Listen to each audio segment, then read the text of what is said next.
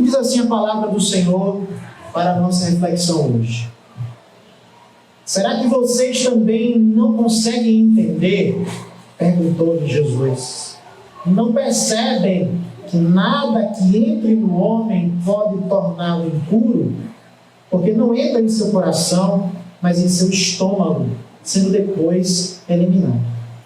Ao dizer isso, Jesus declarou puros todos os alimentos e continuou: o que sai do homem é que o torna impuro. Pois do interior do coração dos homens vêm os maus pensamentos, as imoralidades sexuais, os roubos, os homicídios, os adultérios, as cobiças, as maldades, o engano, a devassidão, a inveja, a calúnia, a arrogância e a insensatez. Todos esses males vêm de dentro e tornam o homem impuro. Feche teus olhos, vamos orar ao Senhor. Paizinho querido, eu te louvo por mais uma oportunidade de podermos agora refletirmos em tua palavra, e eu peço que o Senhor possa abrir o nosso entendimento, abrir a nossa mente, Deus, para aquilo que tem o Senhor preparado para nós. Não nos deixe estar distraídos, Senhor, com qualquer coisa, mas estejamos agora ligados no que o Senhor tem para nos ensinar, em nome de Jesus. Amém. Meus irmãos, esse texto que eu quero dar início hoje vai ser o texto base para dois elementos do ministério de Jesus. Na nossa sequência, no nosso roteiro que temos seguido, vamos apresentar a vocês 11 elementos do ministério de Jesus que servem para testificar quem ele é e como ele se via. E nós vimos, eu quero ler com vocês esses 11 elementos. Número 1, Jesus é o amigo de pecadores. 2, ele é aquele que perdoa pecados. 3, ele é o Senhor do sábado. 4, ele é aquele que expulsa demônios. 5, ele é aquele que opera milagres. 6, a pureza do Senhor. 7, questões da lei. 8, redesenhando a liturgia. 9, templo e purificação do templo. 10, sofrimento e cruz. E 11, vindicação da ressurreição, ascensão, provisão e julgamento futuro. Nós já falamos sobre 5 desses elementos, os 5 primeiros, e eu quero conversar com vocês sobre o 6º e o 7º, que é a pureza e questões da lei hoje. Na semana passada, nós apresentamos para vocês o ministério de milagres de Jesus. Como Jesus, ele foi de fato um operador de milagres, porém, nós também vimos que Jesus não era simplesmente um operador de milagres. Os milagres de Jesus não tinham um fim em si próprios, mas eles tinham uma mensagem para além deles. E essa mensagem apontava para o próprio Jesus, sobre a identidade dele, sobre o que ele vinha fazer de maneira mais importante, que não eram os milagres, que não eram as curas nem as libertações que foram por ele praticado em seu ministério terreno. O que Jesus veio fazer foi muito maior, e os seus milagres apontavam para o que ele veio fazer de maneira definitiva. Então nós observamos tudo isso na semana passada. Eu quero hoje observar com vocês essas próximas questões, que são a questão da pureza e outras questões da lei, porque esse assunto é um assunto que, de fato, foi muito presente no ministério de Jesus. Os seus ensinos, ou boa parte dos ensinos de Jesus, eles aconteceram nesses momentos de diálogo, de questionamento ou de denúncia que Jesus tinha em relação à prática religiosa do momento, representada pelos judeus, mas que eu posso dizer com toda certeza, meus irmãos, que vigora até hoje. Ou seja, Jesus, ele combateu o modo como as pessoas se relacionavam com Deus naquele tempo. E muito do que, ou de como as pessoas se relacionavam com Deus no passado, ainda pertence ou ainda funcionam em nossa mente, em nosso coração, em nossas atitudes para com Deus. Portanto, tem muito a ver o que Jesus debatia com os fariseus, o que Jesus debatia com os líderes religiosos do seu tempo, com o que nós vivemos hoje, ou com a forma como nós nos relacionamos com Deus, como nós obedecemos aos seus mandamentos, ouvemos os seus mandamentos, até como vemos, antes mesmo de obedecer, como é que nós vemos os mandamentos de Deus? E olhando para pelo menos 2 ou 3 desses eventos, principalmente, vamos olhar de uma maneira geral, mas eu quero destacar 3 eventos desse assunto que vão tocar no centro da nossa relação com Deus e daquilo que estava escrito e do que está escrito na Bíblia, no Antigo Testamento, na lei, nos profetas, e que até hoje, para nós cristãos, ler o Antigo Testamento é um pouco estranho. A maioria das pessoas, quando leem o Antigo Testamento, especialmente quando chega da parte de Moisés para frente, que a gente vai ver as leis do tabernáculo, a gente vai ver os 10 mandamentos e toda a sequência do estabelecimento da nação de Israel como povo de Deus. Muitas pessoas não compreendem como viver isso hoje. O que é que aquilo queria dizer naquele tempo? Isso era um problema não só nosso, ainda era um problema, já era um problema no caso dos fariseus e de todos os outros partidos religiosos dos judeus na época de Jesus. Por isso que Jesus não deixou esse assunto de fora da sua vida e do seu ministério. E também nós não vamos deixar esse assunto de fora, tá certo? Se existe uma coisa que está conectada e faz parte do nosso dia a dia, eu vou tentar mostrar aqui para vocês com algum exemplo, e que pertencia ao domínio dos líderes religiosos naquele tempo, é uma coisa que na minha pesquisa eu coloquei aqui como um ponto chamado de o negócio da impureza. Deixa eu explicar para você esse ponto. Todos nós, como seres humanos, temos um nível de consciência a respeito dos nossos atos certos e errados. Porém, se você perceber na sua própria vida e nas pessoas ao redor, o que mais se destaca em nosso emocional é às vezes que nós falhamos, às vezes que nós erramos dentro de nossa própria consciência. Nós olhamos para as nossas atitudes, para o nosso comportamento e dizemos assim, não devia ter feito isso, ou talvez eu devia ter feito essa coisa. E aí, quando a gente entra nesse compartimento do nosso pensamento, aquele lugar da nossa mente se torna muitas vezes uma prisão para nós. Porque nós ficamos pensando, se eu tivesse feito isso, se tivesse acontecido tal coisa, mas se eu tivesse feito, teria sido diferente a minha vida. E aí a gente vai entrar no departamento, vamos dizer assim, da nossa mente, o departamento da culpa.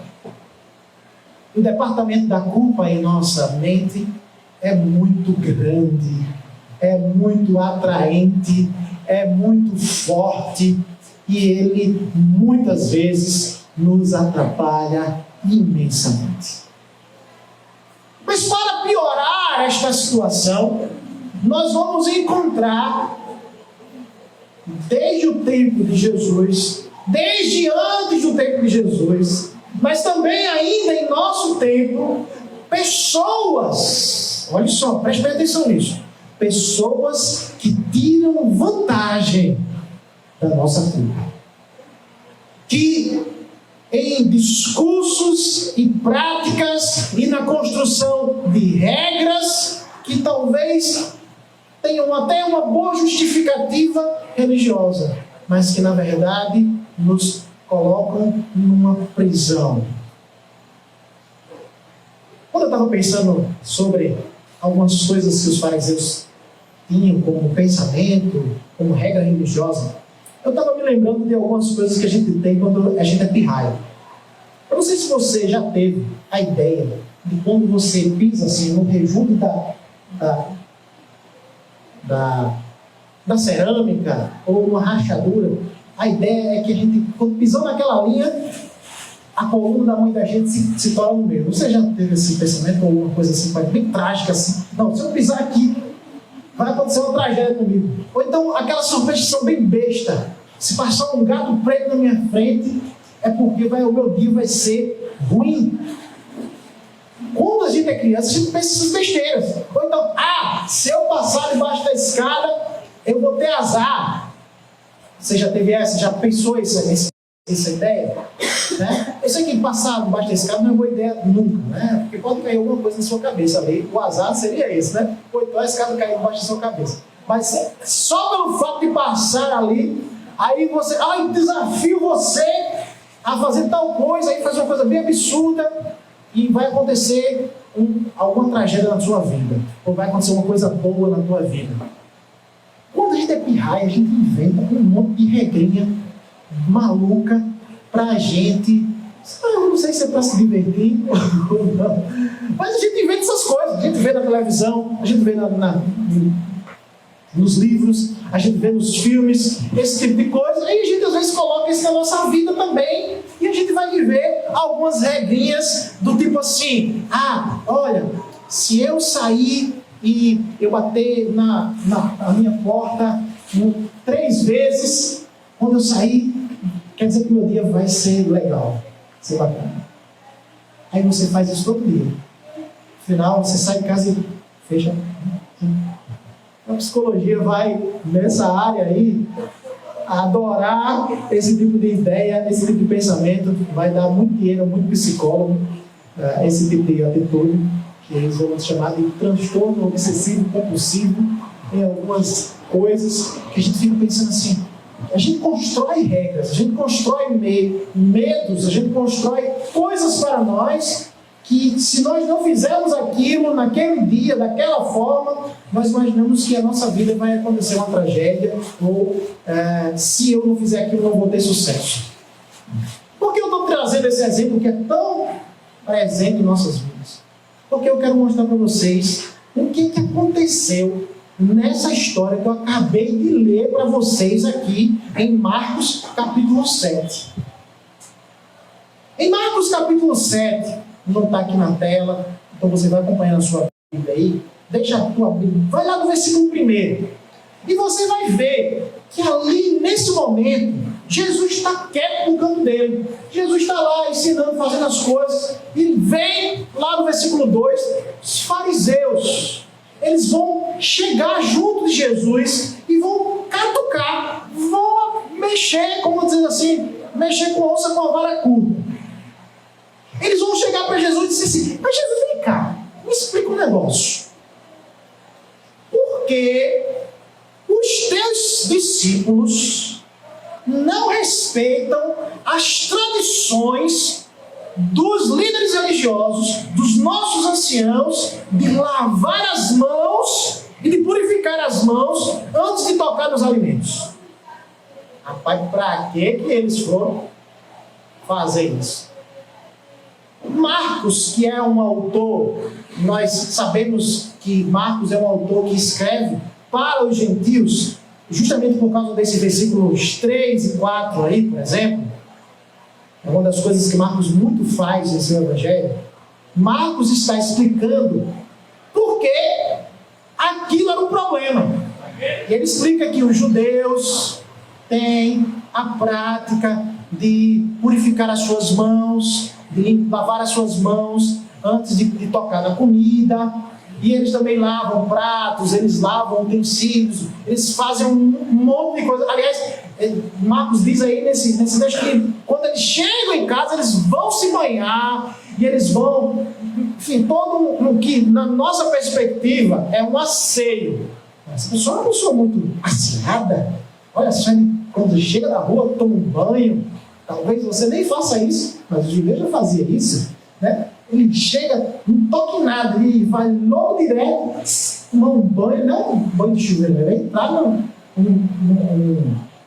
numa pia, numa banheira, tem que cobrir ele todinho, não pode ser aguinha não. Pois é, aí você entra lá, aí antes de tocar na comida, você lava a mão, antes de ter os pratos você lava, você pensa aqui agora, no século XXI, mas esses judeus são muito sabidos, esse povo sabido, mas eles sabiam dessas coisas nesse tempo. Mas não se engane, não se engane. Os judeus, eles tinham a prática de lavar as mãos. Mas essa prática de lavar as mãos, que é o primeiro exemplo dessa história, ela era uma prática não de higiene, não era uma prática de higiene, mas era uma prática religiosa. E qual era a ideia por trás dessa história de lavar a mão? Era o seguinte: eu saí de casa e pode ser que a minha roupa tenha tocado numa pessoa pecadora. E essa pessoa me trouxe impureza. Essa pessoa me deixou impuro simplesmente porque eu passei perto dela. Aí por isso que eu cheguei em casa e já vou me tomar um banho. Mas é um banho de limpeza, de asseio? Não, é um banho de um pensamento doentio de alguém que acredita que porque passou no meio da rua perto de alguém que era um pecador, agora essa pessoa está suja e eu preciso então me purificar. Então a ideia do banho não era de um asseio, de uma limpeza, mas era de um medo. Mas era do entendimento de que lá, no meio da rua, alguém impuro me sujou. E aí eu vou, entro naquela pia ou naquela banheira lá e tomo um banho e agora eu estou purificado de novo. A mesma coisa era o alimento. Eles pensavam assim: vai que alguém pecador, alguém impuro, alguém gentil, alguém longe de Deus, tocou nesse alimento, então o que é que eu vou fazer? Eu vou lavar as minhas mãos. Mas não era porque eu ia contaminar o alimento, porque essa é a nossa ideia hoje, né? Porque a gente lava as mãos. A gente não contaminar o alimento com as nossas doenças que provavelmente estão nas nossas mãos. Esse é o entendimento da saúde sobre o fato de lavarmos as mãos. Mas o caso dos judeus é exatamente o contrário. Eles lavavam as mãos porque o alimento podia contaminar eles de maneira espiritual. Mas de onde, pastor, esse povo tirou essa ideia? Pois é, essa é uma boa pergunta. É uma pergunta muito boa mesmo.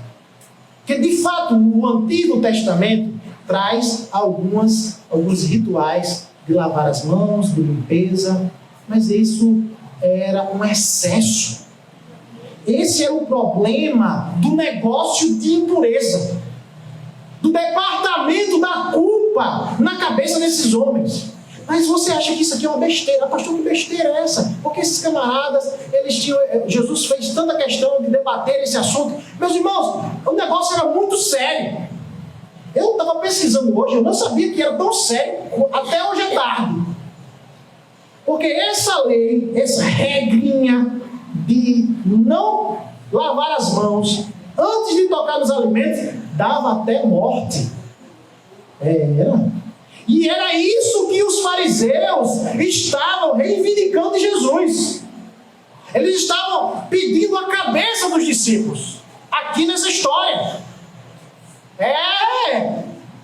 Eles não estavam simplesmente dizendo: Jesus manda ele lavar a mão, não. Ao apontar esse problema dos discípulos, aqueles camaradas estavam pedindo a cabeça daqueles discípulos. Esses camaradas devem morrer.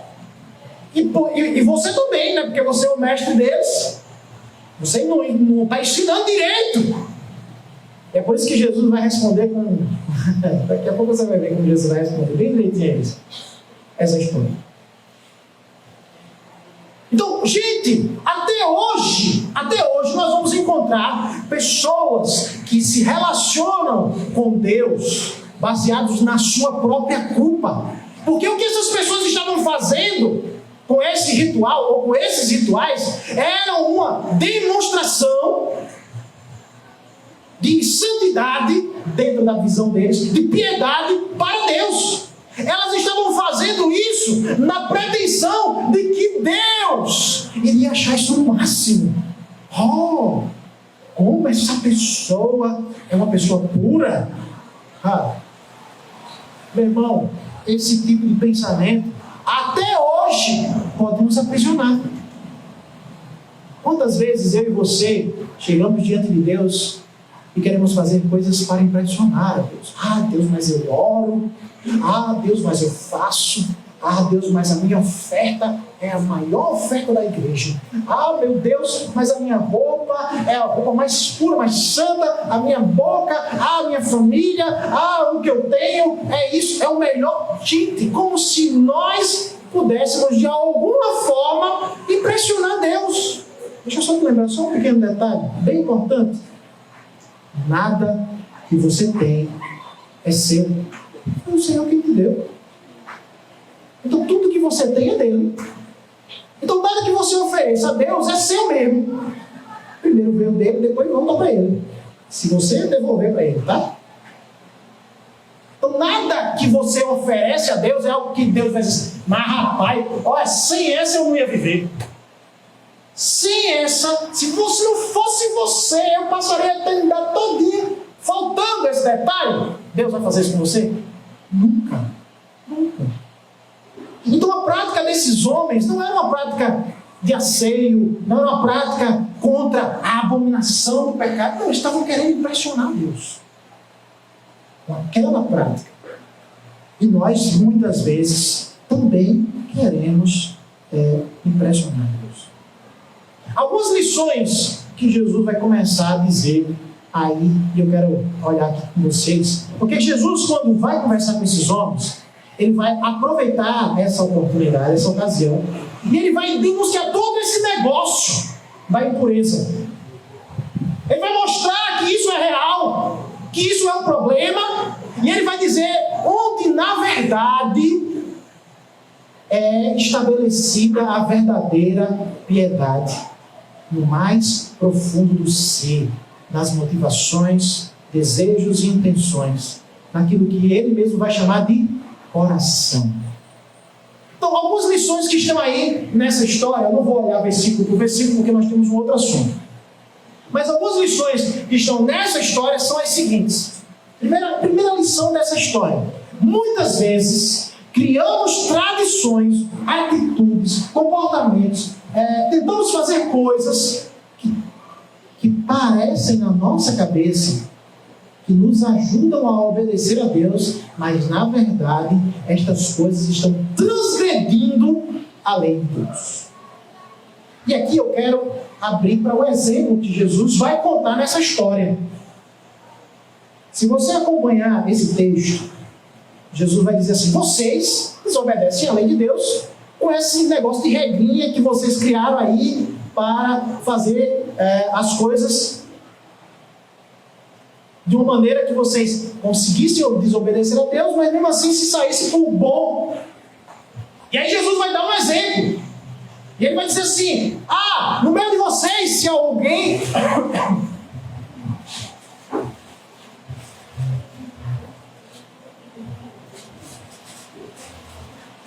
alguém disser ao seu pai que aquilo que você daria a ele é corban, essa pessoa estaria, a partir daquele momento, livre de ajudar os seus pais com qualquer coisa. Aí você não entendeu foi nada, não foi? Você não entendeu foi nada porque você não sabe o que é corban. Está aí escrito, pode ver aí, eu acho que é o versículo 5, versículo 7, ou 11, né, meu senhor? Está aí. Corban, pastor, o que é corban, pastor? Vamos criar aqui a situação de uma maneira prática. O seu pai, a sua mãe, ela agora precisa do seu cuidado. Ou seja, é preciso que você sustente. É preciso que você ajude, porque essa pessoa, o seu pai e sua mãe, não tem mais saúde para trabalhar. E naquela época não tinha previdência, não tinha aposentadoria. Quem é que cuidava dos pais? A própria família.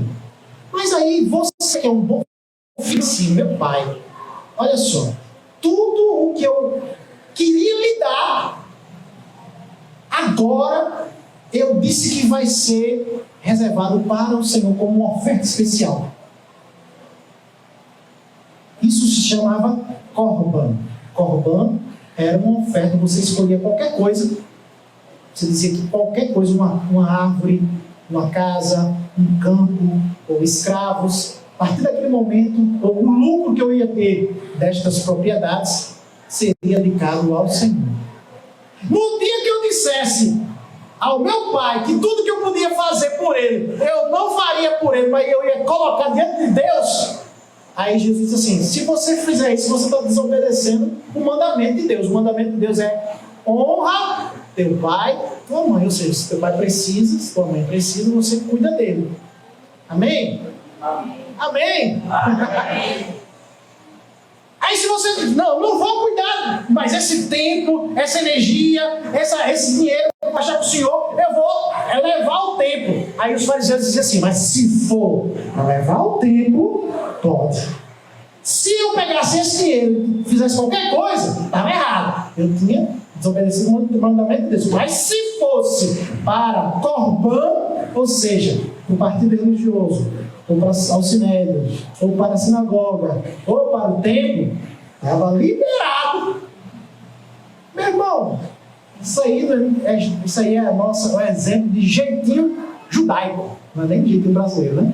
É um jeitinho judaico de desobedecer o mandamento. Jesus disse assim: vocês estão desobedecendo o mandamento para cumprir uma tradiçãozinha de vocês. E muitas vezes, meus irmãos, nós fazemos isso. Nós criamos algumas coisas, algumas regras na nossa cabeça que justificam nós desobedecemos o mandamento de Deus. Quantas vezes a gente faz isso? Ah, mas está escrito assim, assim. Ah, não, mas isso aqui justifica. Eu não estou assim nesse caso, não. A gente vai se colocando justificativas para nós permanecermos em desobediência a Deus. Jesus vai dizer aqui nesse contexto, ele vai citar uma profecia do profeta Isaías, e vai dizer assim, que muitas vezes nós honramos a Deus com os lábios, mas o nosso coração está longe dele. Meu irmão, isso é um problema para nós hoje. Isso é um problema para você. A pergunta que não quer calar é: você honra de fato a Deus em seu coração?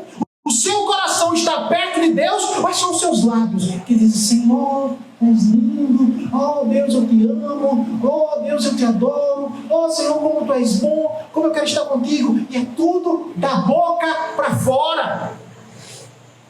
Jesus denuncia aqui aqueles homens e também a nós, que tantas vezes estamos assim nessa situação. Ah, mas eu sou cristão. Ah, mas eu sou da igreja do pastor Júnior. Ah, eu sou da igreja do pastor fulano de tal.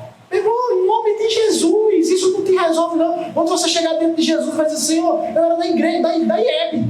E diz assim: o que é que tem a ver? Ah, mas Deus, eu ia para todos. Não é isso, meu irmão. Os nossos lábios estão dizendo: Deus é lindo, Deus é bom, mas o nosso coração está longe dele. E eu te convido hoje, você, meu irmão, a ser sincero diante do Senhor. Será que o teu coração está aí, perto do Senhor mesmo? Jesus vai ainda declarar nesse texto: o que entra pela boca não torna o homem puro. Aí ele está usando o contexto da ideia dos fariseus. Os fariseus diziam então que porque eu lá toquei a mão no alimento, o alimento está impuro, e aquele alimento vai, ao entrar dentro de mim, me tornar impuro, porque eu não lavei as mãos, e aí eu me contaminei, ou eu contaminei o alimento, enfim, e agora o alimento vai entrar dentro de mim e vai me tornar impuro. E Jesus disse: nada disso. Não é o que eu como que me torna impuro, mas o que sai da minha boca, isso torna impuro, porque o que sai da minha boca, ou o que sai é externado em palavras, em comportamento, nasceu em meu interior. E Jesus vai dizer ainda nesse contexto: toda planta que o Pai não plantou será arrancada pelas raízes. Sabe por quê, meu irmão? Porque aquele que permanece diante de Deus, aquele que é santo diante de Deus, não é santo diante de Deus pelas suas próprias forças. só consegue viver uma vida de santidade aquele que está conectado com o Senhor. Aquele que está ligado em Deus. Você, por você mesmo, não consegue cumprir os padrões de Deus. É necessário que Deus faça em nós uma transformação interior. Porque o pecado é atraente a nós. Nós amamos muitas vezes o pecado. Pastor, mas eu não amo o pecado. Não, mas sim, posso dizer. Quer que eu prove? A gente pode sentar 5 minutos e eu posso provar para você que você muitas vezes ama mais o pecado do que a Deus. Porque Ele nos atrai.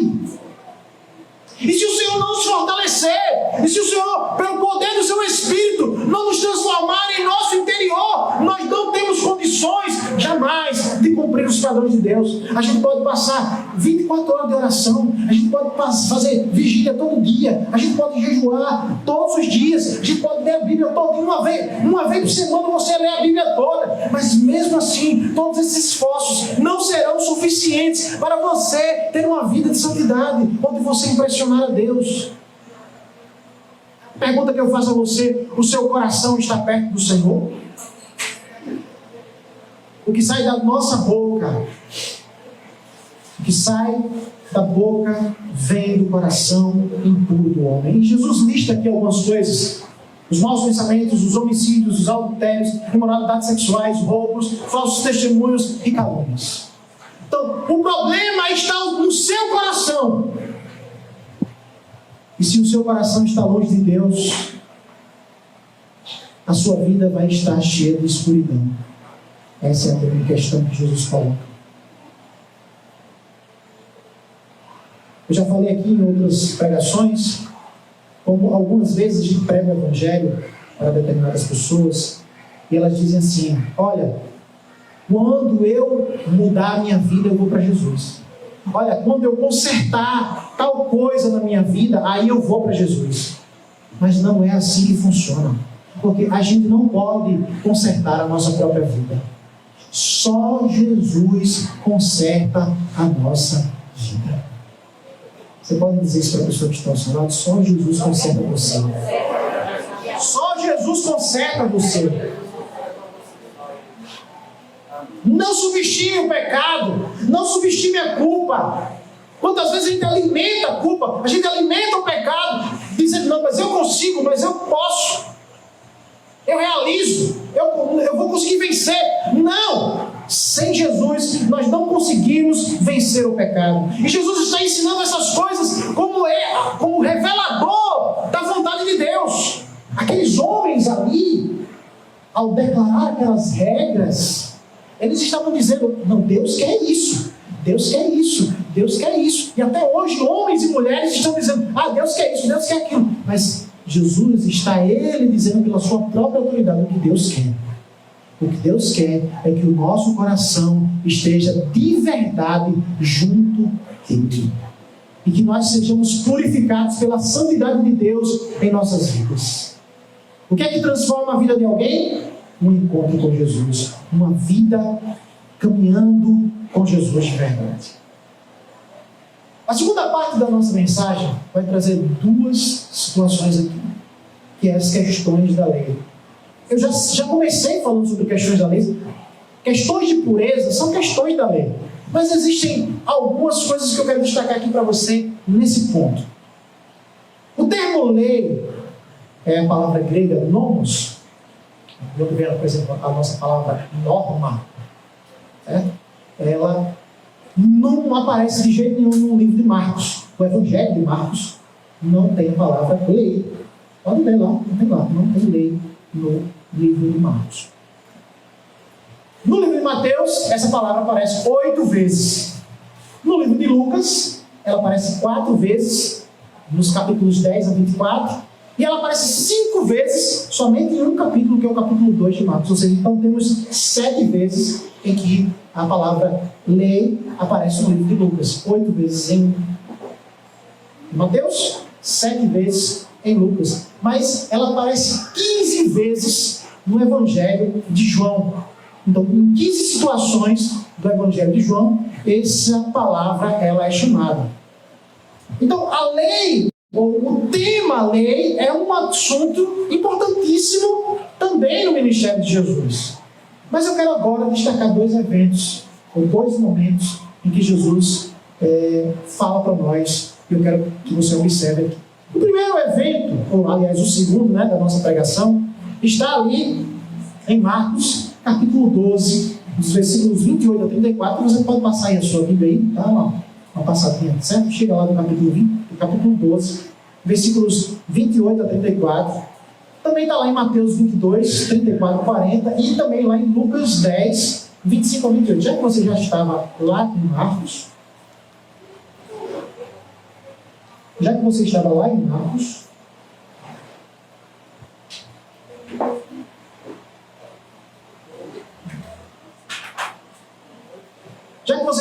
Marcos, você vai lá para o capítulo 12 de Marcos.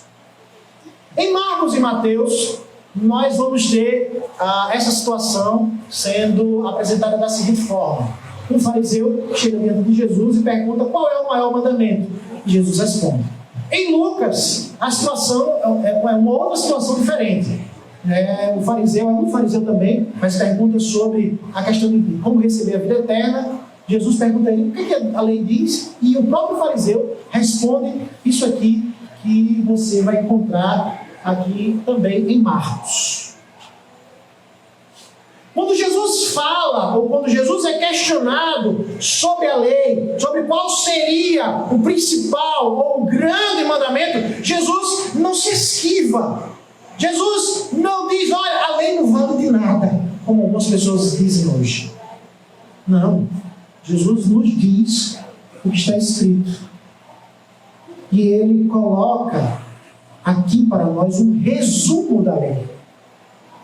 Se existem duas coisas que valem a pena destacar, ou de onde dependem, como Ele mesmo vai declarar, toda a lei e os profetas, são essas duas coisas, esses dois mandamentos que o Senhor coloca para nós. Mas eu quero que você observe essa linguagem.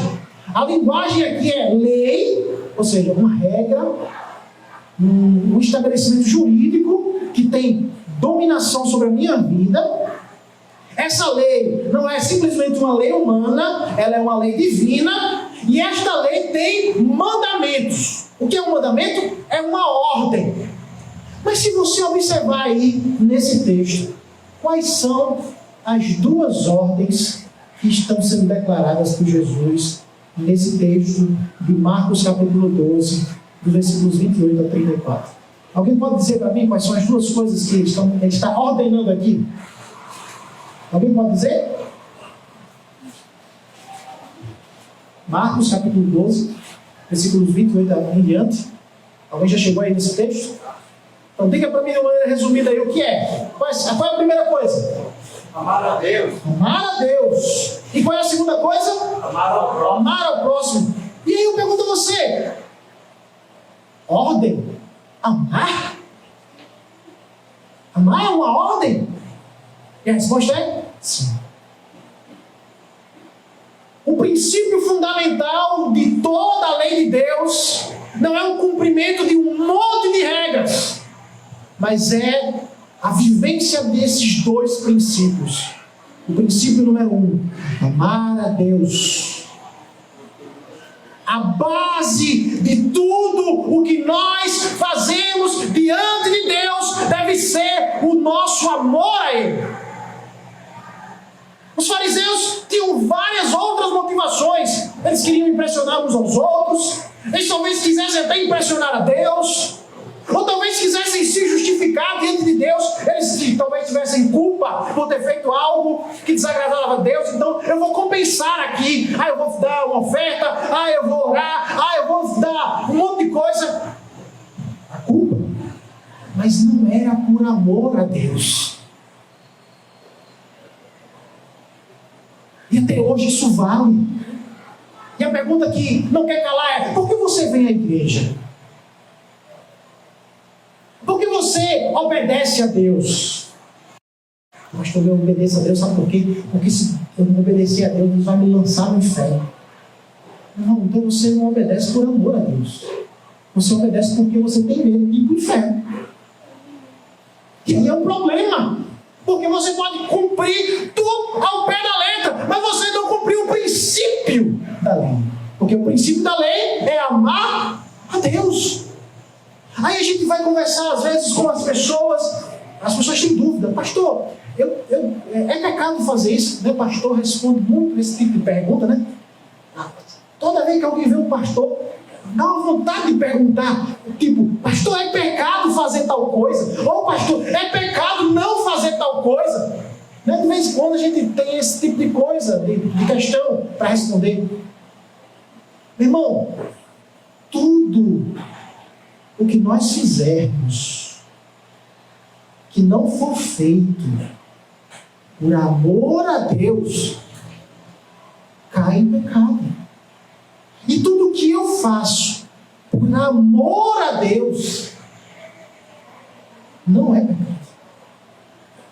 Porque a lei está sendo declarada. É Jesus quem está dizendo isso aqui. O primeiro mandamento é esse: ame o Senhor teu Deus de todas as forças.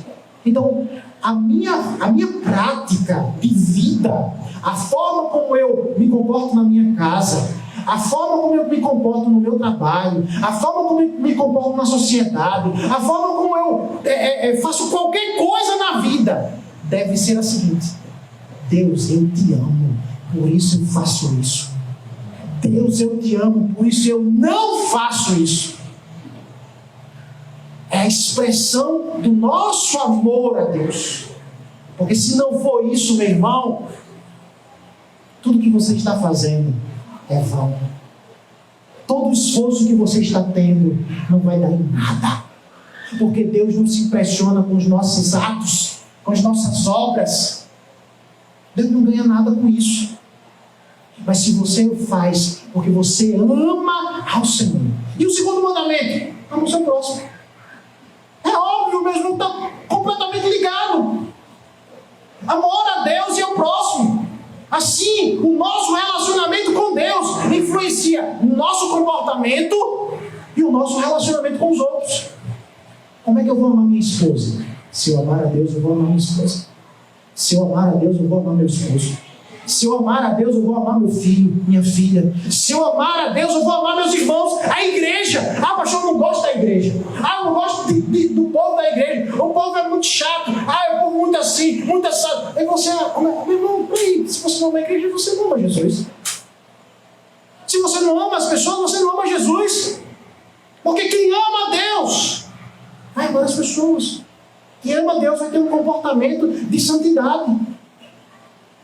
Então, a questão não é as regrinhas que eu cumpro, mas é se eu amo a Deus de verdade. E a pergunta que eu quero fazer a você: você ama a Deus de verdade?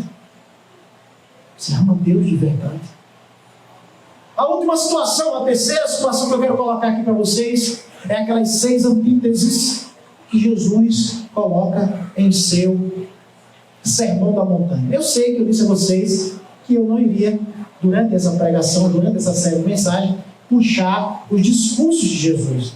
Mas esse assunto é muito importante, eu preciso falar ele com vocês. Eu já trouxe uma pregação aqui sobre essa questão, mas eu quero voltar rapidamente a esse texto. Está lá em Mateus capítulo 5, a partir do versículo 17 até o 48. É aquele momento em que Jesus vai dizer assim: olha, vocês ouviram o que foi dito no passado, eu porém digo isso e aquilo. Ele vai corrigindo, ele vai adequando, ele vai normatizando e orientando o que é que a lei dizia e que as pessoas entenderam errado até aquela altura do campeonato e até hoje também.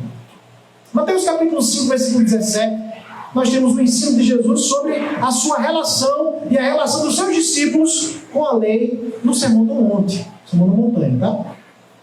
Então, algumas coisas que vale a pena eu quero destacar aqui para vocês, dentre todas essas coisas que Jesus está falando. A primeira coisa que Jesus declara é que ele não veio abolir a lei, mas ele veio cumprir a lei. Porque esse era um dilema da igreja, e até hoje essa é a questão. Jesus veio abolir a lei. Não, Jesus disse com todas as letras: eu não vim abolir a lei, eu vim cumprir a lei. E cumprir a lei. E aí Jesus, então, a partir do versículo 21 em diante, ele vai começar a apresentar algumas antíteses. Ou seja, ele vai falar algo, ele vai falar o contrário desse algo, pelo menos mostrar um verdadeiro sentido para essa primeira coisa, né? Então, são 6 durante todo o restante do capítulo. A primeira coisa é a questão do assassinato. Não matarás. O assassinato era algo importantíssimo, com certeza. É um mandamento, é um dos 10 mandamentos. Não mate. Jesus, ele pontua como é que deve ser cumprido esse mandamento. E ele vai dizer que a questão não é só o assassinato, mas também a ira que leva ao assassinato. Porque se você pensar como Jesus pensou, você vai entender que ninguém vai ser assassinado se as pessoas começarem a controlar sua ira. Se as pessoas, no momento em que a ira chega, elas imediatamente combatem a ira, vai ter assassinato? Não vai. Porque a pessoa já vai estar, então, agora tirando o mal pela raiz. Não vai deixar a ira crescer, aí o rancor, porque ninguém chega assim, na maioria das vezes, e mata a sangue frio. Até alguém que mata a sangue frio já passou por um processo de perder a sensibilidade tão grande que aí finalmente essa pessoa consegue matar a sangue frio. Mas ninguém mata de primeira sangue frio assim, pá! Certo? Tem todo um processo. Certo? Jesus disse, não é só a questão do assassinato que eu quero que vocês observem. Não pensem que não matar é só não tirar a vida, mas também está ali na raiz da ira. Ele mesmo vai dizer que quem odeia também é assassino. Isso é pesado, né? A segunda questão aí a questão não é só o adultério, mas também a lascívia que leva ao adultério. Se eu não deixo o meu coração entrar a impureza, ou quando eu percebo a impureza entrando no meu coração e eu imediatamente tiro aquilo ali, eu nunca vou parar na cama do adultério. É verdade ou não é? Porque a cama do adultério é o último estágio. Mas para eu chegar lá, eu tive que olhar, eu tive que desejar, eu tive que cultivar aquele pecado crescendo no meu coração, até eu finalmente chegar lá na cama. E Jesus vai dizer, é pecado só chegar lá na cama? Ou também aquilo que está no seu coração? Aquilo que está no coração. Então, o que leva ao adultério é a lascívia. Então a lascívia também deve ser tirada do coração. A terceira coisa, a questão, olha só, essa aqui é mais uma das bem polêmicas também. Tudo aqui é polêmico. A questão não é como se livrar de um casamento, mas assumir o compromisso para mantê-lo, reconhecendo que Deus está envolvido na união de um casal. Aqui já é outra questão. A questão do divórcio. A questão, Jesus vai explicar como é que funciona tudo isso. Mas a base que Jesus está querendo colocar aqui não é um pretexto, uma justificativa para, por qualquer situação, eu divorciar. Muito pelo contrário. Jesus está estimulando para que nós lutemos pelo nosso casamento. Por quê? Porque Deus está conosco nesse projeto. Quantas vezes, aí eu quero abrir aqui um parênteses rápido, quantas vezes você tem passado pela tentação, de verdade, de acabar com o seu casamento? Muitas vezes. Você pensa, você diz, mas deixa eu me lembrar uma coisa. Deus está com você para manter o seu casamento em pé e firme. Ah, pastor, mas meu casamento é tão difícil, meu casamento é terrível. Mas o Deus que nos ajuda a viver em união, nos ajuda a viver em paz. E Deus é poderoso para transformar os corações. Primeiro, Deus é poderoso para trazer paz ao seu coração, certo? Independente de como está o seu casamento. E Deus é poderoso para mudar o coração do outro lado, tá certo? Então confia no Senhor. Não desiste da tua família. Não desiste do teu casamento. Não desiste.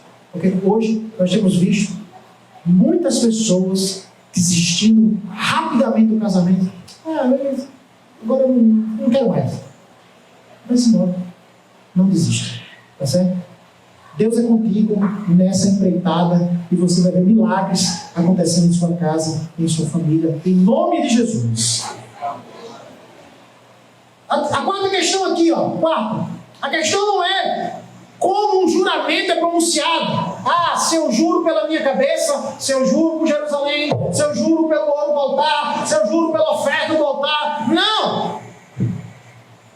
Mas é a integridade que torna o juramento indispensável. Ou, aliás, desnecessário. Por que é necessário termos protocolos de juramento? Porque tem pessoa que não é fiel à sua palavra. Que diz uma coisa, daqui a pouco está fazendo exatamente o contrário. Onde é que a gente vai acabar com essa história de juramentos? Quando as pessoas falarem a verdade. Quando as pessoas forem íntegras. Quando as pessoas forem fiéis ao que dizem. Pronto. Nunca mais vai precisar ninguém jurar, vai precisar de cartório, porque todo mundo vai dizer sim e é sim. Quando for dizer não, é não e pronto. Quinto, a questão não é uma retribuição olho por olho, mas sim um tipo de não retaliação que impede que a violência cresça mais e mais. Jesus vai estabelecer a questão da vingança. Ele vai dizer, se alguém der na sua cara, o que é que eu disse? Oferece a outra. Esse é um dos versículos mais difíceis de Jesus. É esse. Mas por que isso?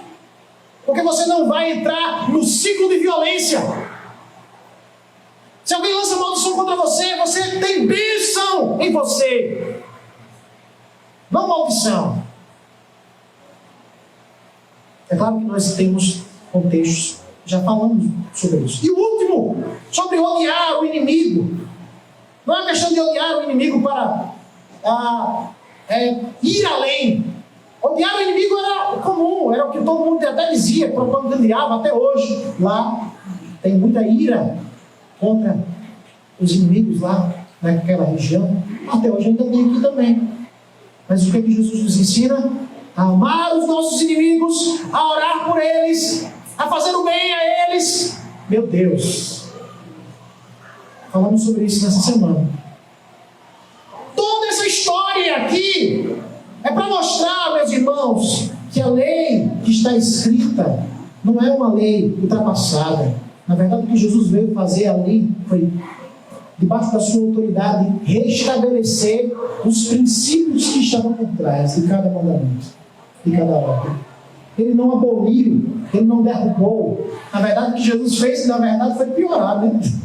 Cada um desses mandamentos, Jesus, em vez de facilitar o processo, ele mostrou o que é mais profundo lá no nosso coração. Jesus tem autoridade, ele, para expor o caráter interno da lei, discernindo o que deve ser mantido e o que é menos importante, bem como quando certas limitações legais se aplicam e quando não. Ele sabe quando é que funciona, quando é que não funciona, quando é que é mais importante e quando é menos importante, e ele disse tudo isso aqui em seu texto. E eu quero terminar toda essa reflexão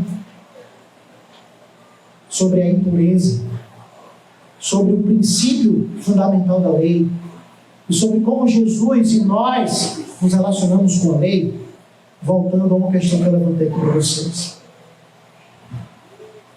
Quem ama, olha só, quem ama faz tudo para agradar. Preste bem atenção. A quem você busca agradar é essa pessoa que você ama. Quando a gente está em qualquer relacionamento que ama alguém, o que nos satisfaz, por exemplo, se você dá algo a alguém, se você ama essa pessoa de verdade, a alegria que você vai ter quando ela me devolve algo, não. Sabe o que vai lhe alegrar? É só um sorriso daquela pessoa. É só ela receber. É só ela. Que lindo! Ai, como eu fiquei feliz! Essa pessoa não vai precisar dar nada de volta para você. Não vai precisar comprar outra coisa para você. Quem ama quer estar junto. Quem ama quer estar junto. É engraçado que quando a gente, antes de a gente casar, né, namorado, aí aquela doidinho só pensa nele, só pensa nela, e quer estar junto, e quer ir, e vai, e vem, e tal. E quando casa, vai pra lá! Deus, vamos lá. Aí a pessoa chega em casa e a pessoa ele chegou. Ela chegou. Misericórdia, minha gente! Faço não! Tenha vontade de estar junto. Porque quando a gente ama, a gente quer estar junto. Mas por que eu estou falando isso? Porque a pergunta é: você ama Deus? Eu pergunto a você: o que você tem feito? Como você tem se comportado? Como você tem se relacionado com as pessoas? Tem agradado a Deus? Deus está se alegrando com a forma como você está conduzindo a sua vida? Outra coisa, você ama estar com Deus? Porque às vezes nós nos distraímos, irmãos, com qualquer besteira e deixamos Deus de lado. Deixamos Deus de lado. Pergunta a você: você ama a Deus de verdade? Porque a lei é esta. O princípio é este: ame o Senhor, o seu Deus. Eu quero convidar você, nesse finalzinho, em oração, a declarar o seu amor a Ele. Você pode declarar o seu amor ao Senhor? Enquanto de fato você ama a Deus, mas eu quero dar a ressalva: Deus conhece o seu coração. Não adianta ser somente uma palavra bonita, não adianta chorar. Deus conhece a verdade do seu coração. Eu quero convidar você a fazer essa oração junto comigo. Vamos orar ao Senhor, vamos declarar o nosso amor a Deus. Nessa noite nós estamos aqui, Deus, em Tua presença. E olhando, Deus, para tudo que está registrado ali na Tua palavra, nós podemos ver como quantas vezes nós podemos cair em armadilhas de regras religiosas, tentando, Senhor, compensar os nossos pecados. Deus, nos ajuda a Te amar. Nos ensina a amar o Senhor. Eu sei, Deus, que esse é um dos pedidos mais doidos que existem, porque não precisávamos pedir ao Senhor para Te amar, porque o Senhor é tão lindo, o Senhor é tão bom. Mas, Deus, somos tão distraídos, somos tão maus, somos tão desligados, Senhor, que nós precisamos amar a Ti. Senhor, nos ajuda a Te amar, nos ensina a Te amar, e que nós possamos Te amar, Senhor, não só aqui, nesta reunião, mas quando nós voltamos para a nossa casa, quando nós estamos em nosso trabalho, onde nós formos, com quem nós estivermos, Deus, nós possamos lembrar de Ti e nós possamos honrar o Senhor, honrar, Deus, a Tua graça, honrar, Deus, o Teu amor que já foi derramado por nós. Nós não podemos Te amar por nossas próprias forças, mas o Senhor nos amou primeiro, e o Senhor derrama sobre nós o Seu Espírito Santo, que nos ensina a amar. E eu Te peço, Senhor, nos ajuda a viver a lei, nos ajuda a viver uma vida de pureza, nos ajuda a viver uma vida que abandona o pecado, uma vida que abandona este mundo, uma vida, Senhor, que abandona o egoísmo, o egocentrismo. Porque uma vida que Te ama é uma vida de santidade, é uma vida de pureza, é uma vida de altruísmo, é uma vida, Senhor, de serviço.